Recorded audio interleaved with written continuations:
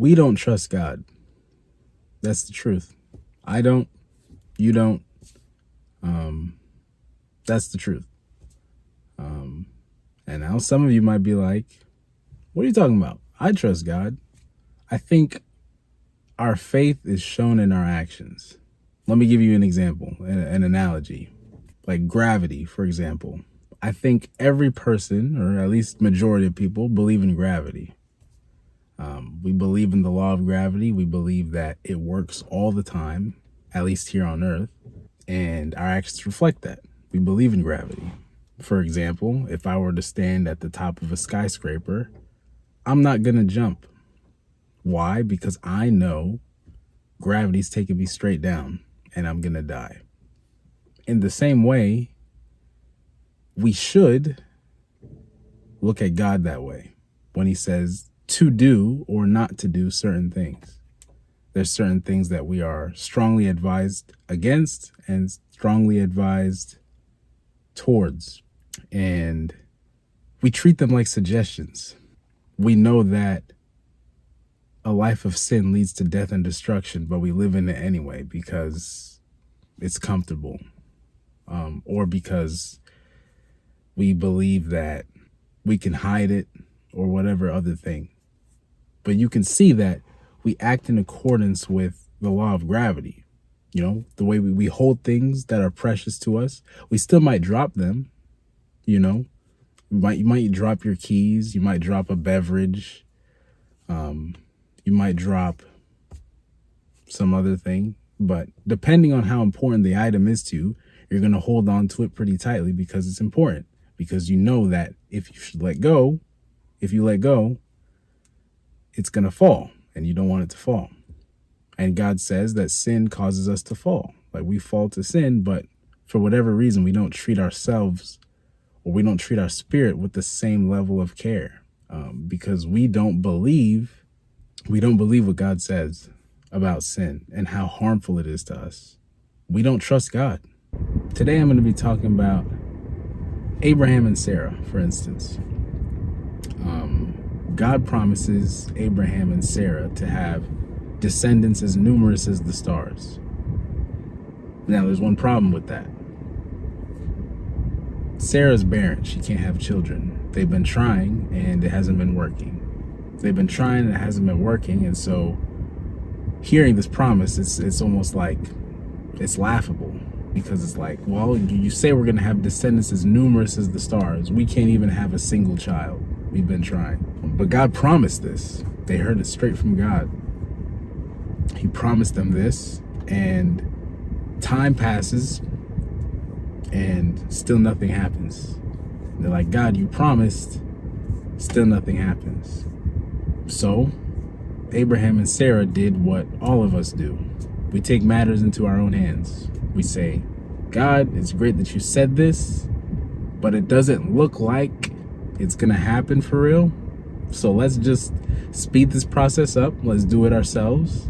And that way it can happen. So Sarah has Abraham go and conceive a child with one of their slaves, Hagar. And she gives birth to Ishmael. So that's technically Abraham's first son. Obviously, this is an act of disobedience towards God. It's a lack of faith.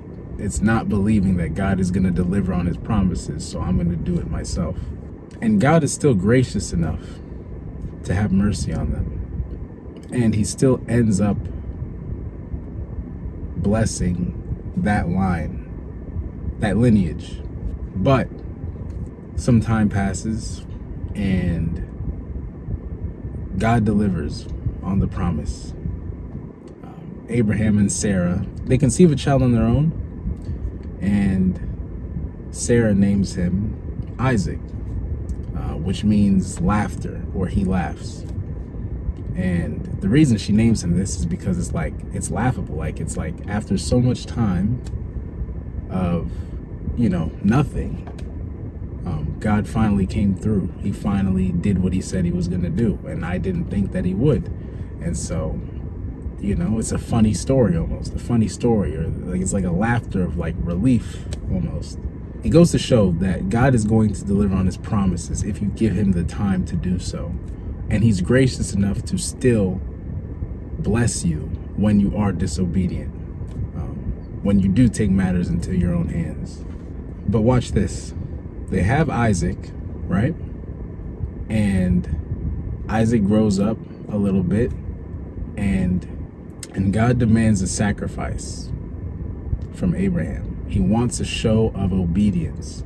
And so he asks Abraham to sacrifice Isaac. Now, this is crazy, right? Me, myself included. I'm like, how can you ask me to do that?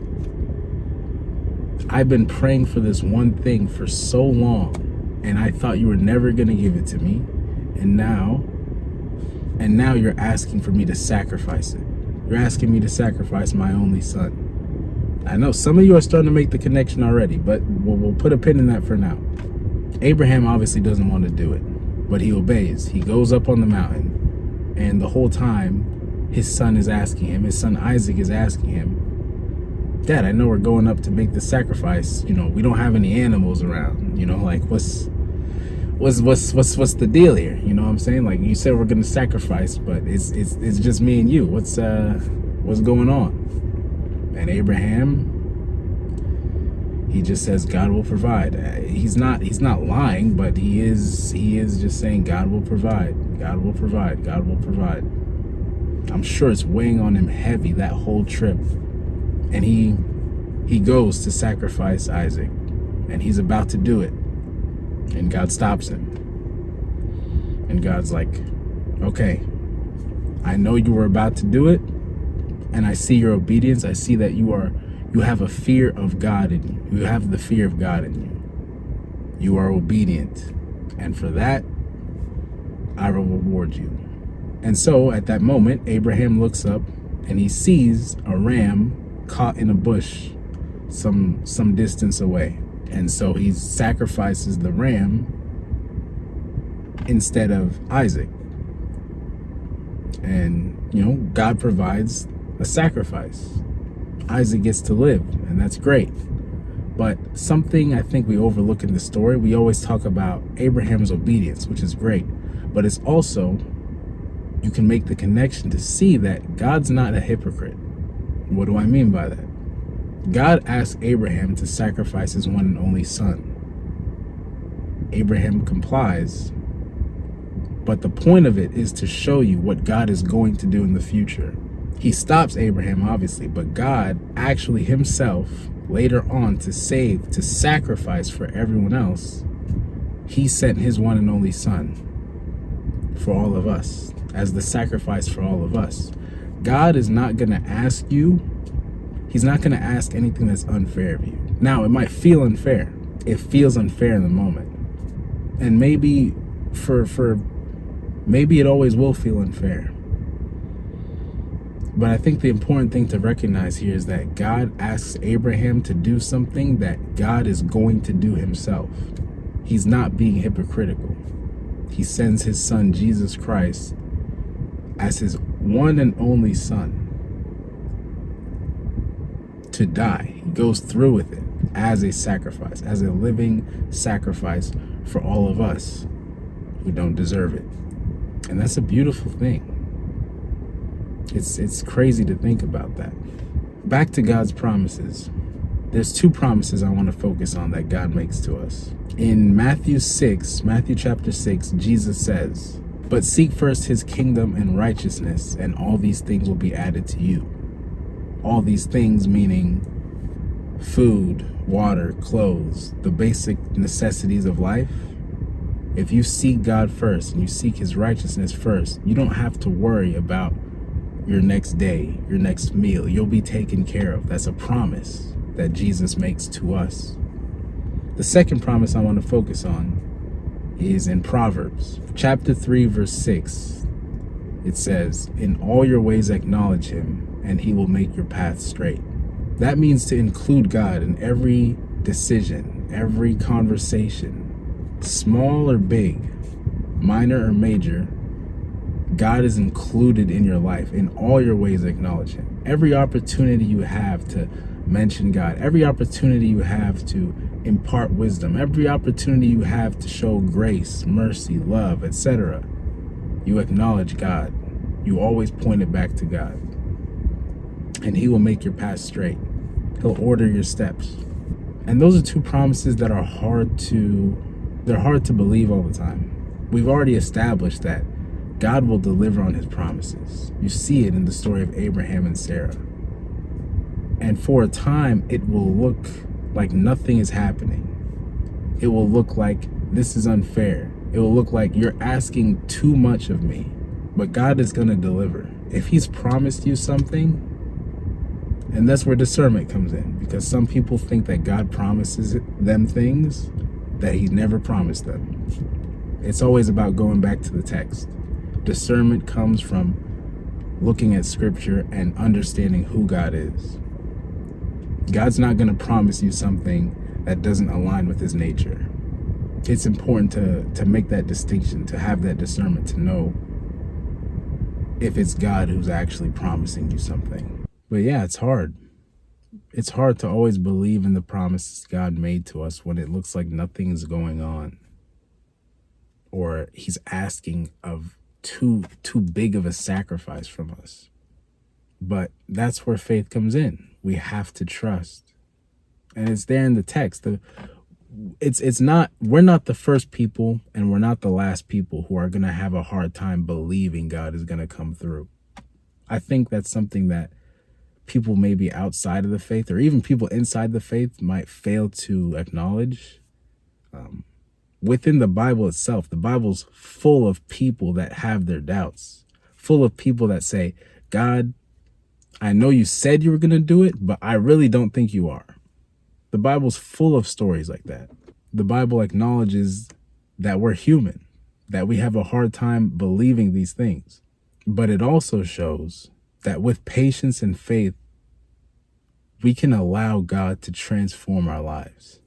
I'm in a time right now where I need faith. I need to have the faith to know that God has a plan. And it's hard to believe that all the time, especially when all signs point to just suffering and loneliness and misery, and having the faith that there's better ahead. It's hard. It's hard. But real faith looks like being obedient in those times where nothing is happening. Even though nothing is changing, I'll still praise, I'll still worship, I'll still be obedient. I'll still talk about how good you are. That's a really difficult thing to do. But I know that that's what God is cultivating in me in this season, you know? I know that's what he's asking from me, is my obedience, my faith, my worship, my praise. And that's hard, but you stick to stories like this, like Abraham and Sarah, and God delivered.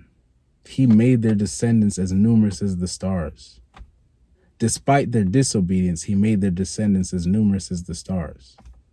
And he still blessed Hagar and Ishmael, even though what happened with them was outside of what he had originally intended.